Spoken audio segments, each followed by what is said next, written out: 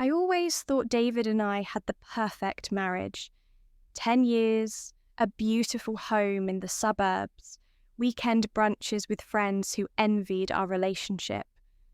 But perfection is just what we choose to see. The signs were there.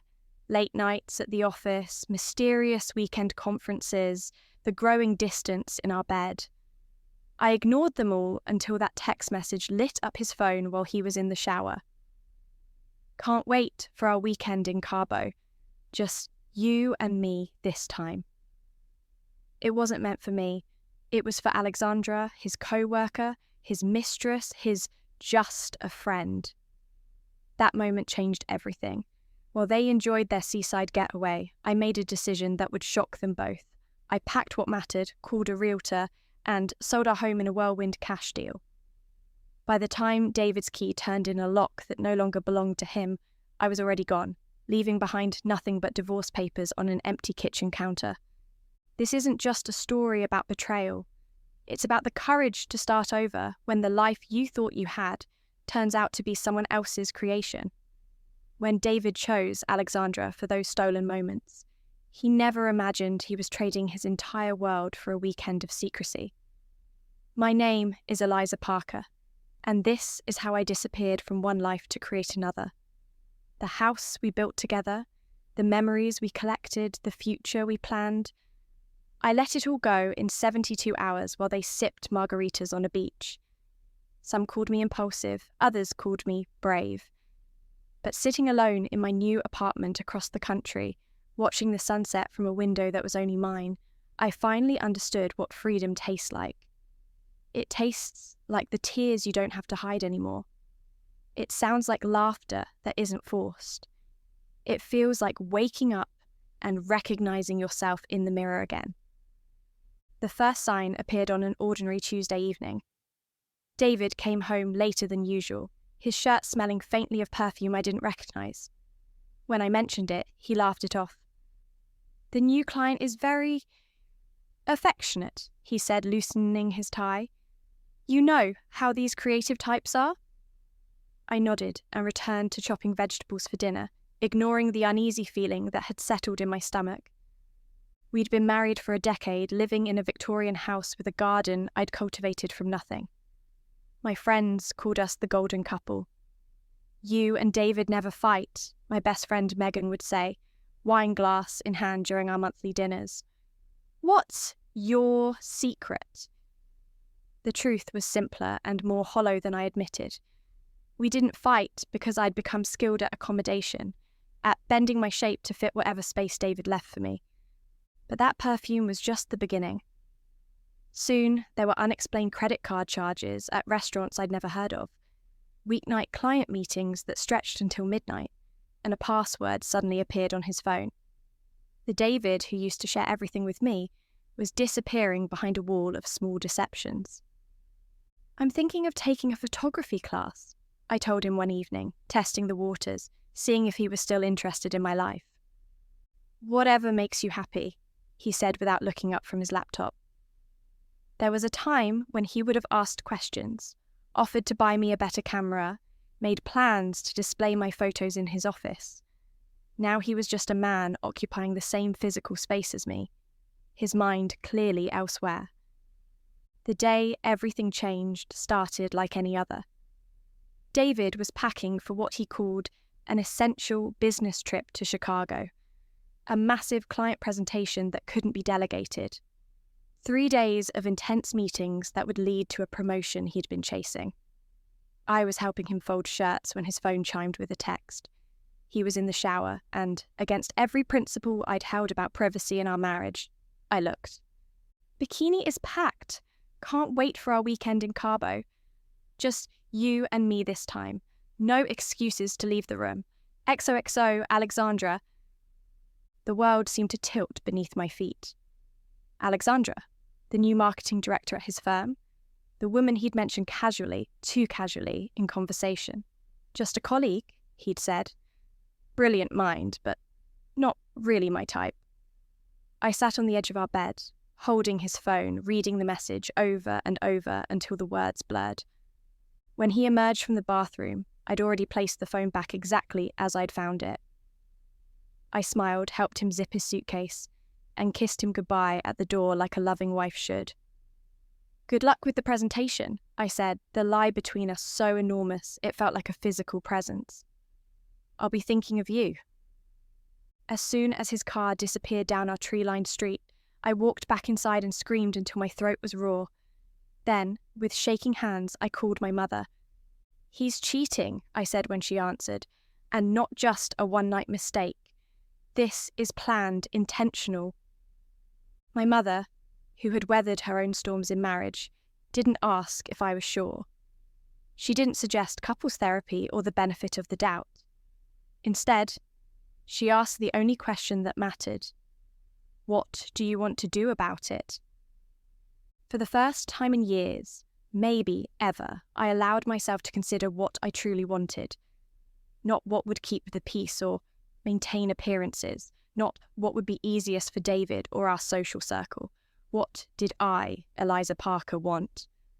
"I want out," I said, the words coming from somewhere deep and true. But not just out. I want to disappear. I want him to feel what it's like to come home and find nothing. The next 72 hours were a blur of calculated decisions. First, I called Megan, who worked in real estate. "I need to sell the house," I said, "fast, cash buyer if possible, and this stays between us." Then I contacted my own bank, the one where I kept a separate account David didn't know about. An account I'd started the first time I found an unexplained hotel receipt 2 years ago. Not enough to live on forever, but enough to start over. By Thursday, Megan had found a buyer, a developer looking for Victorian homes in our neighbourhood.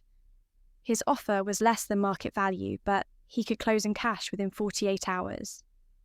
I accepted immediately and signed the papers in her office that afternoon. Friday morning, I began the process of sorting my life into categories: keep, donate, leave behind. Our wedding album went into the donation pile without a second glance. My grandmother's china, wrapped carefully in bubble wrap, went into the keep boxes. My clothing, only what I loved and wore regularly, my books, and the small watercolour paintings I'd collected over the years, all carefully packed into my SUV. The rest, our furniture, David's prized record collection, the expensive kitchen gadgets he'd insisted on buying but never used, all of it would stay. Let him deal with emptying a house that no longer belonged to either of us. Saturday morning, I made one final walk through the home that had been mine for a decade. My garden would belong to someone else now. The reading nook where I'd spent countless rainy afternoons would welcome a stranger. I felt a momentary pang, not for the man who had betrayed me, but for the life I'd built here, the dreams I'd planted that would never come to fruit. On the kitchen counter, I placed an envelope containing divorce papers my lawyer had prepared with remarkable speed, and a note with just 5 words. "She can have you. Goodbye." Then I got in my car and drove toward the rising sun, my future unwritten but undeniably mine. The highway stretched before me like a promise as I left behind the only life I'd known as an adult. 10 years of marriage erased in 3 days. It seemed impossible, and yet here I was, driving east with no specific destination in mind. Just away. Away from David, away from the humiliation, away from being the woman who wasn't enough to keep her husband faithful. I drove until exhaustion forced me to stop at a roadside motel somewhere in Nevada. The room was clean but Spartan, nothing like the carefully decorated bedroom I'd abandoned. Sitting on the edge of the bed, reality crashed over me like a wave. I was alone. Really alone, possibly for the first time in my life. The thought was both terrifying and exhilarating. My phone had been buzzing periodically throughout the drive. Megan confirming the house sale had closed. My mother checking I was safe. Then, starting around 7 p.m, David. First casual texts about his meetings going well. Then, as evening turned to night in Chicago, or more accurately in Cabo, increasingly frantic messages. Why aren't you answering? Is everything okay? Please call me when you get this. I imagined him lying beside Alexandra, their romantic getaway interrupted by his growing concern about his absent wife. The thought made me smile grimly as I turned off my phone and fell into a dreamless sleep. Sunday morning brought clarity with the desert sunrise. I needed a destination, a purpose beyond simply running away. Over a cheap breakfast at the motel diner, I pulled out a map and considered my options. David and I had always talked about visiting the East Coast, but never made it happen. It seemed fitting to start my new life in a place he and I had only imagined together. I settled on Boston, a city neither of us had connections to, where history and innovation coexisted, a place where I could be anonymous but not isolated. With a target in mind, I calculated the drive would take about 5 days at a reasonable pace. 5 days to decompress, to plan, to become someone new. By Monday evening, David would have returned home to find our house empty of me and my possessions, with new locks that his key wouldn't fit. By Tuesday, he would have contacted a lawyer about the divorce papers. By Wednesday, he would be explaining to friends and colleagues how his wife had lost her mind and sold their home out from under him. The thought brought me satisfaction that should have troubled me, but didn't. I drove through Utah's breathtaking landscapes, barely seeing them, my mind replaying moments from my marriage, searching for the exact point where we'd begun to unravel. Was it when David made partner and started working 60-hour weeks? Was it earlier, when we silently agreed to postpone having children until a better time that never arrived? Or had the cracks been there from the beginning? Hairline fractures in a foundation that looked solid but wasn't. In a small Colorado town, I stopped for gas and checked my phone. 27 missed calls, 15 voicemails. David had discovered the truth. Curiosity overcame my resolve to maintain silence. I listened to the first message. Eliza, what the hell is going on? I came home and there's a strange car in our driveway. Some guy saying he bought our house. This isn't funny. Call me back immediately. The second message, left just 30 minutes later, had lost its edge of anger and gained a note of panic. Babe, please, whatever's happening, we can fix this. I'm at Megan's trying to figure out where you are. Just let me know you're safe.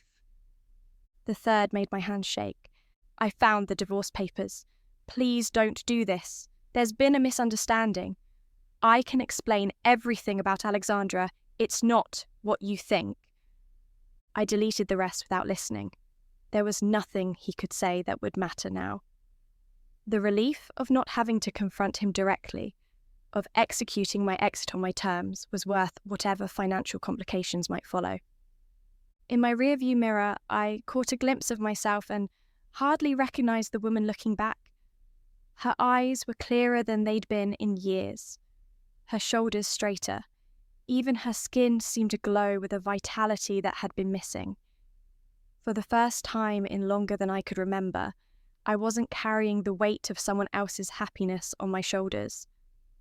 By day 3 of my journey east, David's messages had turned from panic to bargaining. I've spoken to a lawyer. The house sale might not be legal without my signature. We can fix this, reverse everything. Just come home and talk to me. Then, inevitably to anger. You had no right to do this. Do you have any idea how humiliating this is? Everyone knows now. Everyone is talking about us, about you. Is that what you wanted? I pulled over at a rest stop in Kansas to reply with just 2 words. Divorce papers. Then I blocked his number. That night, in a surprisingly charming bed and breakfast, I opened my laptop and did something I hadn't done in years. I updated my resume. Before marrying David, I'd been an interior designer with a growing client list and a distinctive style that blended vintage finds with clean modern lines. I'd put my career on indefinite hold when David's work required frequent relocations. It had seemed logical at the time. His income was substantial, and I could always return to design when the time was right. 10 years later, the time had never been right. My portfolio was outdated, my industry contacts cold. Starting over professionally would be almost as challenging as starting over personally. But as I refreshed my LinkedIn profile and researched design firms in Boston, I felt a spark of excitement I hadn't experienced in years. By the 5th day of my cross-country escape, I developed not just a destination, but a plan. I would rent a small apartment in Boston, something within walking distance of the city's historic districts, for inspiration.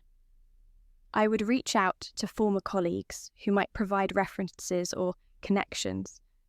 I would create a new portfolio, drawing on the skills I kept sharp designing our home and helping friends with theirs. The plan energized me, giving purpose to my exile. This wasn't just about running from David and his betrayal anymore. It was about running towards something better, something authentically mine. I arrived in Boston on a rainy Thursday afternoon, the city's brick and stone buildings gleaming wet in the late spring shower. I'd booked a short-term rental site, unseen, a studio apartment in a converted warehouse in the Seaport district. The space was industrial and unfinished, nothing like the polished Victorian I'd left behind, and I loved it instantly. High ceilings, exposed brick, massive windows overlooking the harbour. It was a blank canvas waiting for me to make it mine. That first night in Boston, I sat cross-legged on a rented mattress, eating take-out Chinese food straight from the container, and felt a strange sense of peace wash over me. I had exactly 5 outfits, 3 pairs of shoes, and my laptop. My closest family member was 1,000 miles away. I knew no one in this city, yet somehow I felt more at home than I had in years. My phone pinged with an email. Megan, updating me on the aftermath of my departure. "David's telling everyone you had some kind of breakdown," she wrote. "Says you'll be coming home once you work through things. The neighbourhood is buzzing with rumours. Half the women think you're my hero, by the way. The other half think you're crazy. I'm firmly in the hero camp. Stay strong wherever you are. He doesn't deserve a second chance." I smiled at her loyalty, but didn't reply with my location. The fewer people who knew where I'd landed, the better. Boston would remain my secret until I was established enough that David couldn't simply show up and try to convince me to return. As the rain intensified outside my windows, I opened a bottle of wine I'd picked up on the drive and made a toast to my empty apartment. "To new beginnings," I said aloud, my voice echoing slightly in the unfurnished space. "And to the woman I'm becoming." The woman David didn't know. The woman who sold the house and disappeared while he was lying on a beach with his mistress. The woman who was done shrinking herself to fit into someone else's story. The next morning, I ventured out to explore my new neighbourhood. The Seaport district was undergoing a renaissance, historic warehouses being transformed into luxury condos and innovative restaurants. It felt fitting, a place reinventing itself just as I was. I found a small coffee shop with windows overlooking the harbour and sat with a latte, making lists in my notebook. Furniture needs, job applications, design inspiration. Each item written down felt like a brick in the foundation of my new life. As days turned into weeks, I established routines. Morning walks along the harbour, coffee at my favourite cafe, hours spent updating my portfolio and applying to design firms, evenings exploring different neighbourhoods, discovering hidden gems in the city's winding streets. I was learning to enjoy my own company, to trust my instincts, to move through the world as a single entity rather than half of a pair. David's attempts to reach me continued through mutual friends. Megan reported that he'd been by her house 3 times, demanding to know where I'd gone. My mother received tearful phone calls, but the geographic distance provided emotional distance as well. Each day I spent building my new life in Boston. David's grip on my thoughts loosened a little more. A month after my arrival, I secured an interview with a boutique design firm specializing in residential projects. The founder, Vivian, was a silver-haired woman with sharp eyes and sharper opinions.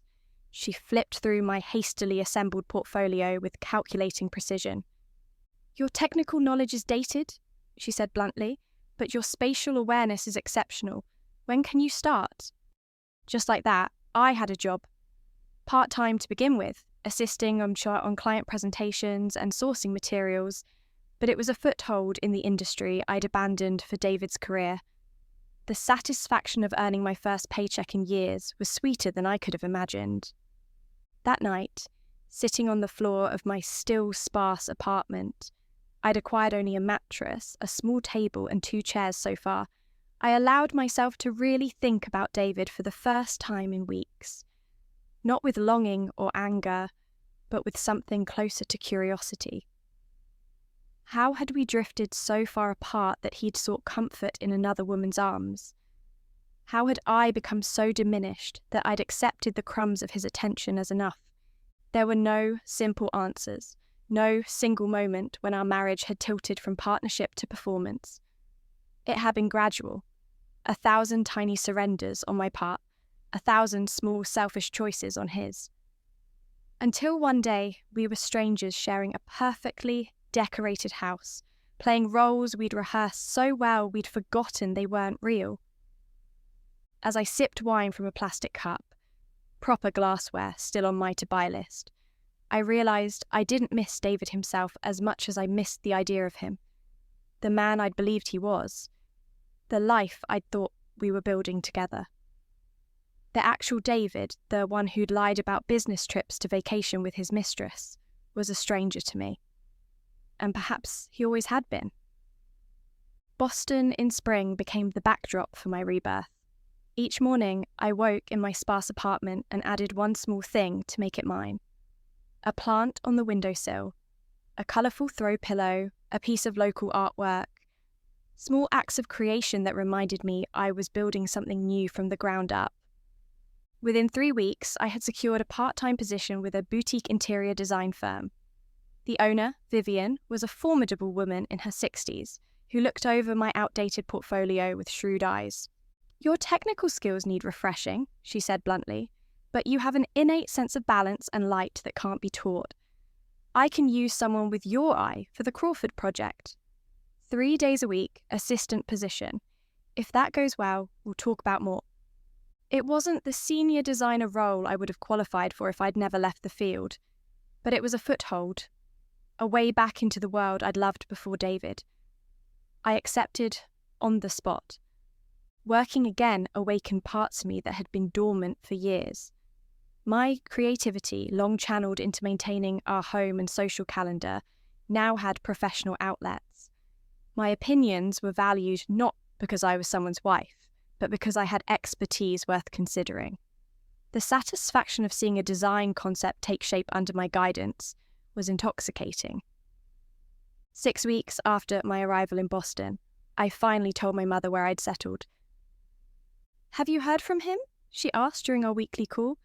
"Not directly," I admitted. "He's still trying through mutual friends. Megan says he's been showing up at her place demanding to know where I am." "And the divorce?" "My lawyer says he's contesting everything. The house sale, the division of assets, even the grounds. He's claiming temporary insanity on my part." I laughed, but there was little humour in it. Maybe he's right.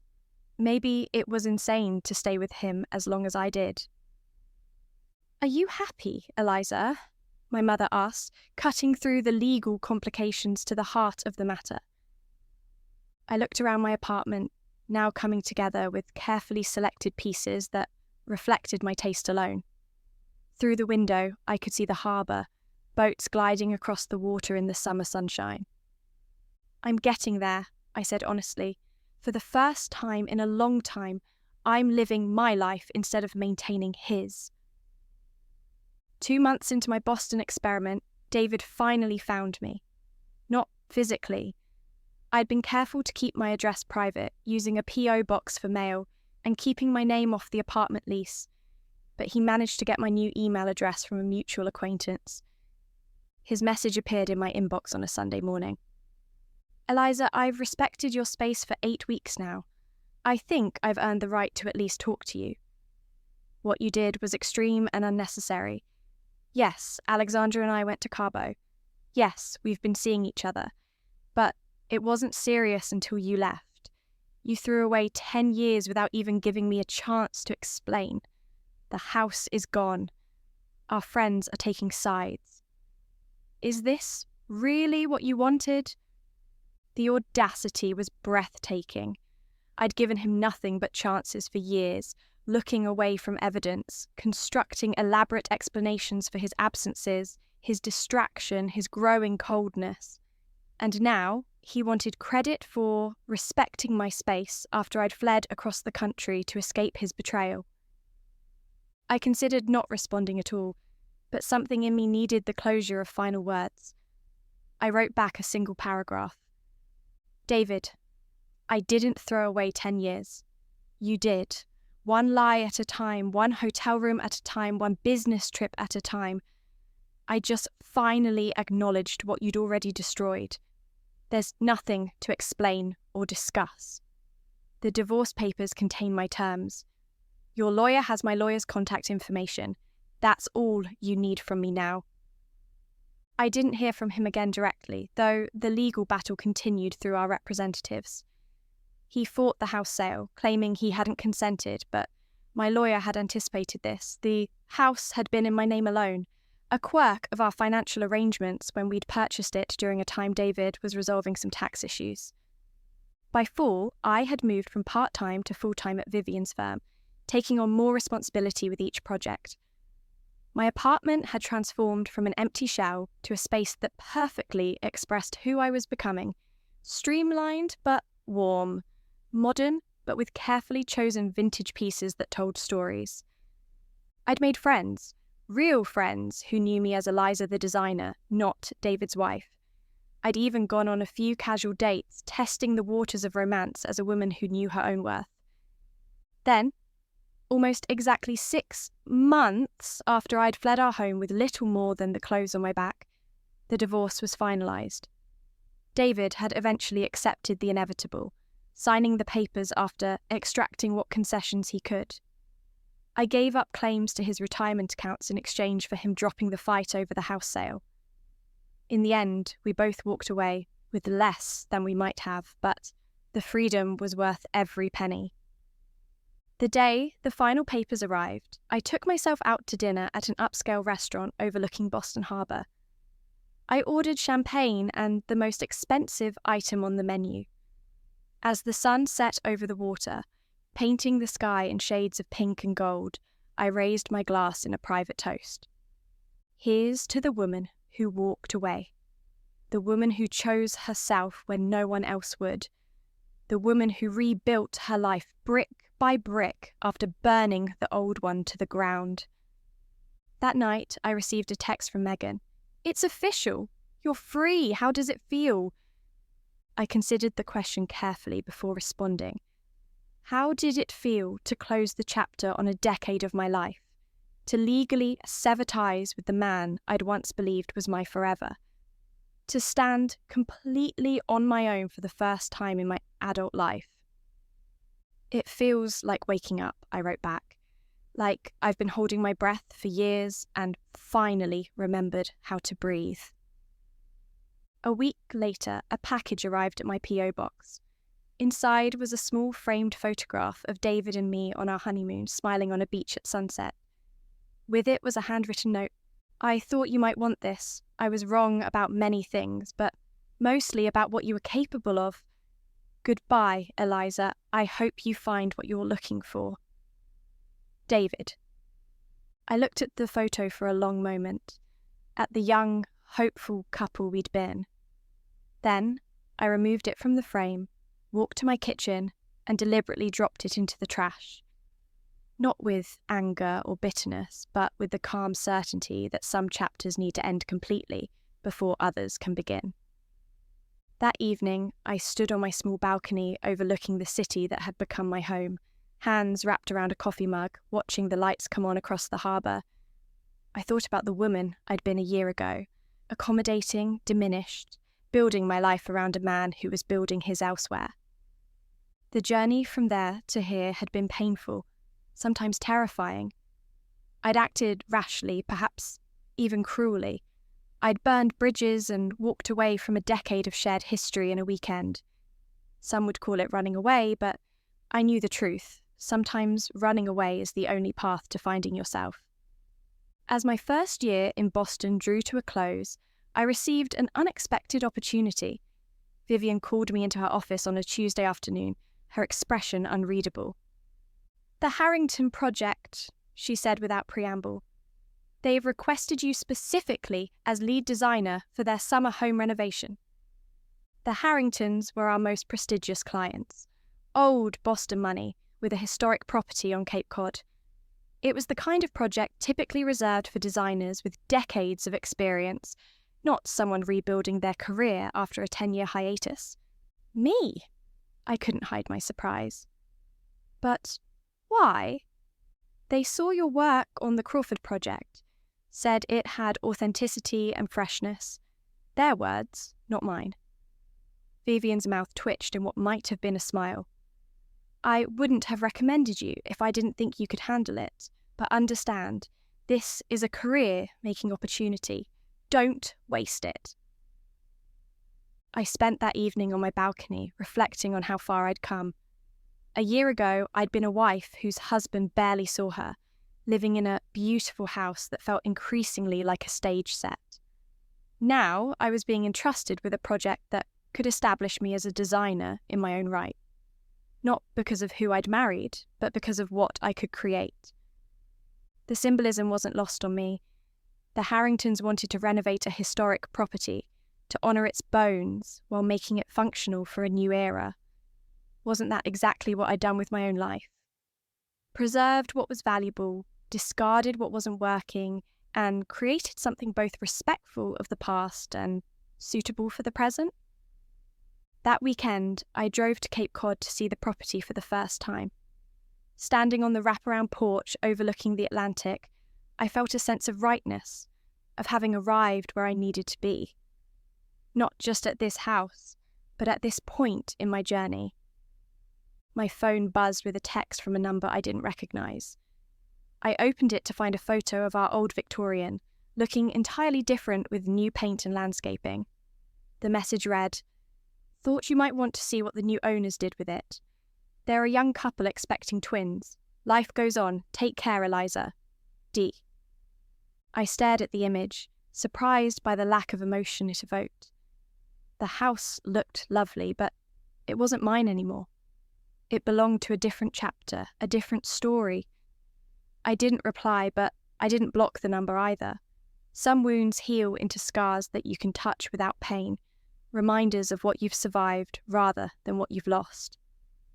3 days later, I presented my vision for the Harrington renovation to the clients. My hands didn't shake, my voice didn't waver. I spoke with the authority of someone who knew exactly what she was doing, even if part of me still marvelled at my own audacity. When I finished, Mrs. Harrington, a formidable woman in her 70s who had reportedly rejected designs from some of the biggest names in the industry, nodded once. "Yes," she said simply, "this is exactly right. When can you begin?" On the drive back to Boston, I called my mother. "I got the project," I told her, unable to keep the pride from my voice. "I never doubted you would," she replied. "You've always had vision, Eliza. You just got temporarily blinded trying to see through someone else's eyes." That night, I added a final touch to my apartment. A small painting I'd commissioned from a local artist.